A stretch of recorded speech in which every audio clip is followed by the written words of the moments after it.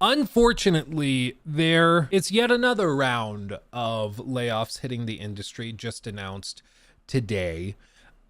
Because we can't have anything nice and everything's terrible. And this is coming to a studio that I've actually loved for a long time. They've gone through some trouble recently, so I can't say that it's like the most surprising development, but it's still unfortunate. It's still unfortunate. And of course, in this case, we're talking about Supermassive Games, who announced that they're going to lay off about 90 people, which is roughly 30% of their current staff count, which is a lot. That's a big deal. Big deal. Supermassive Games set to lay off 90 people, 30%. In a new report from Bloomberg, the studio behind games like The Quarry and Until Dawn told 150 employees, roughly 50% of the employee base, that they were, quote, at risk of being let go. The notice came Monday morning as members of the company were beginning their work week.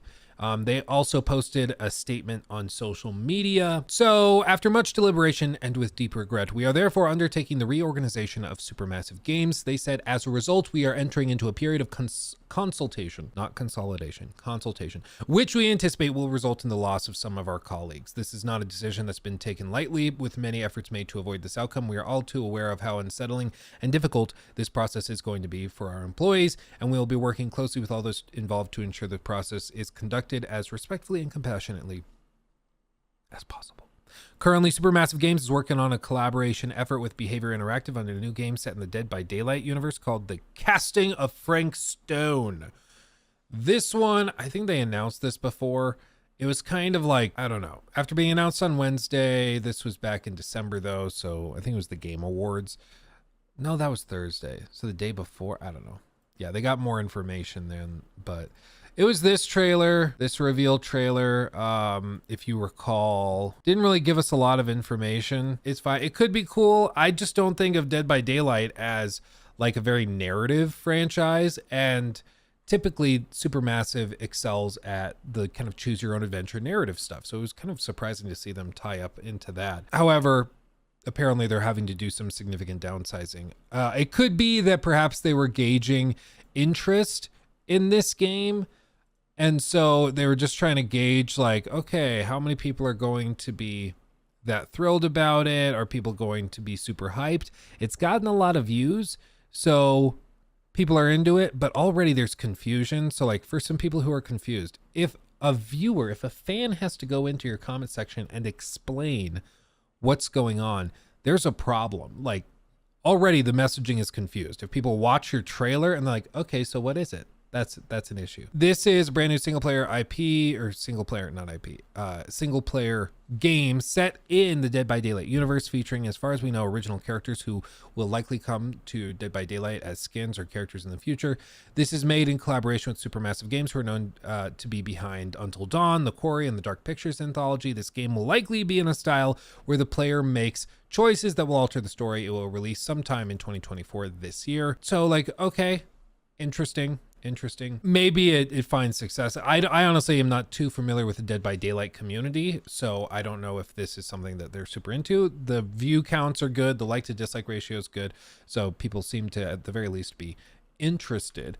One of the other things that Supermassive Games is working on, Little Nightmares 3, which you might recall this announcement trailer. I'm a fan of Little Nightmares. I've always really liked the art style. The style of game is just something I like. It's very simple in terms of gameplay. It's just kind of like your standard puzzle game that you kind of wander around, and they sort of tell stories through the ambiance, and environmental storytelling is kind of the key with it.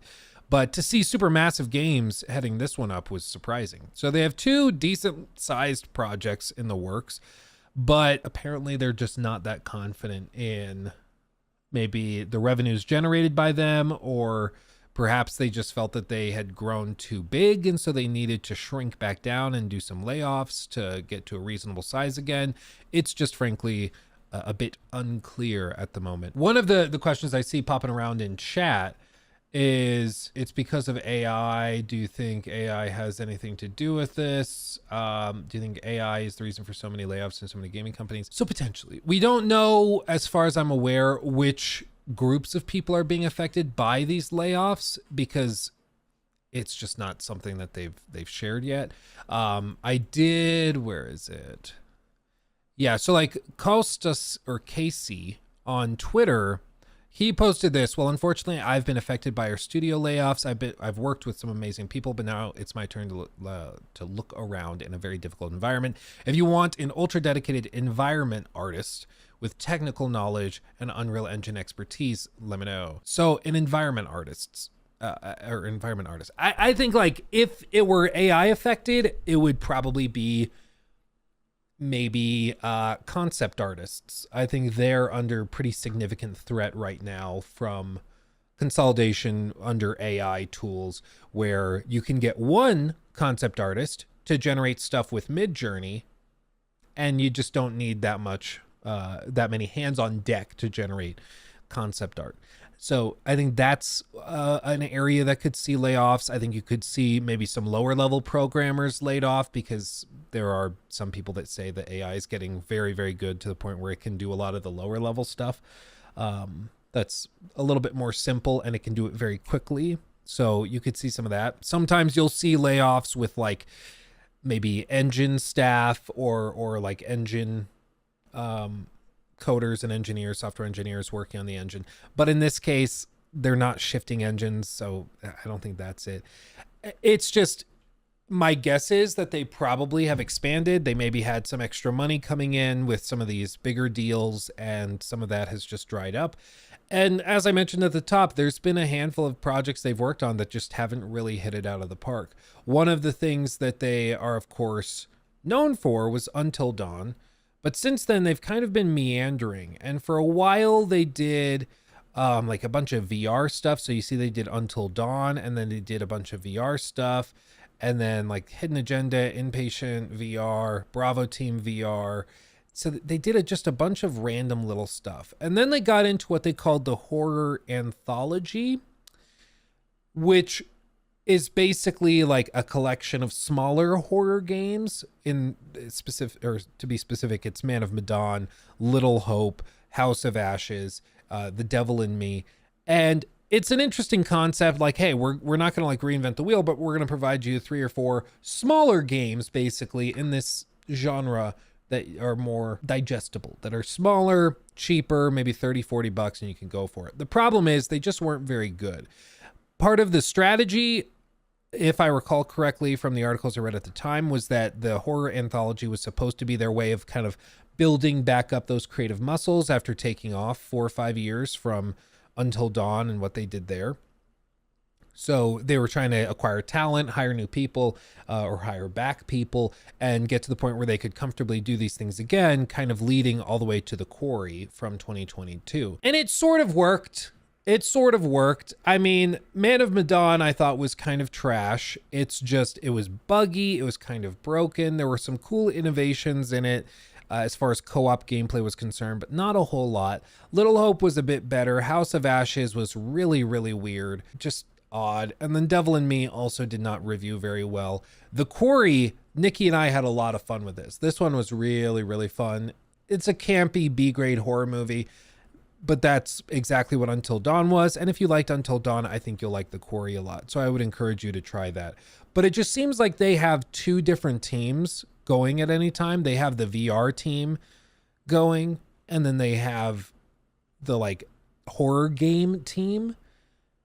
And it's not really clear which side they're laying off. Or maybe there's overlap. Maybe the people that do environmental design and maybe some of the artists and stuff that are getting laid off work on both of these projects. But it just seems like it's a kind of confused studio that does 2 pretty different things, because to specialize in VR games is very different than specializing in like choose your own adventure horror games. So my hope is they can at least focus on one thing and do it really, really well, because many of their recent projects just have been very split in focus. One of the other things this tells me with like these smaller projects like Little Nightmares 2 on Stadia, the enhanced edition of Little Nightmares 2, these things suggest to me maybe they're taking contracted work to make up the difference and make some money as a studio.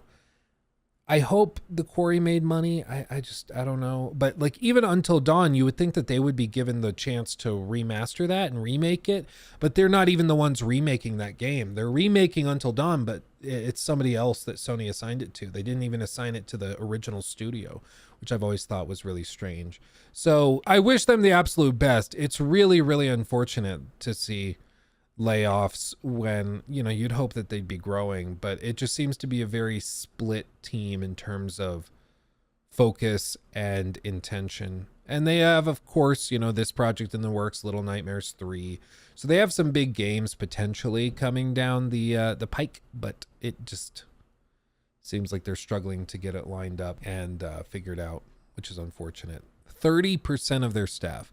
It could be that maybe they have a third of their staff is like managers, producers, artists doing concept art, stuff like that. And then another third is working on the VR stuff, and another third is working on the horror anthology stuff. And maybe they're laying off the VR team or a chunk of the VR team. Maybe they're laying off a chunk of the anthology horror team, and they're going to lean into VR stuff. Maybe they're making more money there. It just seems like they're trying to rework it because they don't feel like what they're doing now is working, unfortunately. With so much of this, though, it seems like often these companies are laying people off, sometimes because of just corporate oversight. They expanded too much, and now they're trying to dig themselves out of a difficult hole that they put themselves in. And in the case of like Embracer Group layoffs, that's absolutely what's happening. But in this case, it seems to me more like they're trying to reevaluate and fix something that's not working properly. In the same vein, like the layoffs that hit, I mean, Xbox laid off a bunch of people in Activision, for example, and Blizzard, which when people lost their minds over that it was kind of bizarre to me, because it's like a year ago you were complaining that they had 3,000 developers working on Call of Duty and the game is still crap. So now that they're cutting some of the fat, trying to reorganize to make the company more efficient, you're upset about that? Like, how does that make any sense? Like, unfortunately, yeah, sometimes companies need to be reformatted and restructured to function more effectively, especially when a company has been mismanaged for so long, you know. But I don't know, it's just I wish them the best. I hope Supermassive figures it out, because I love Until Dawn, I love The Quarry. I would love to see them really specialize in that, but it's not always about what one niche likes. Maybe another niche likes something else. It's just, it could be that the VR stuff is way more profitable. It could be that porting other games to modern hardware is more profitable. And at the end of the day, it's a business, and they got to figure out what works best. He took my thing.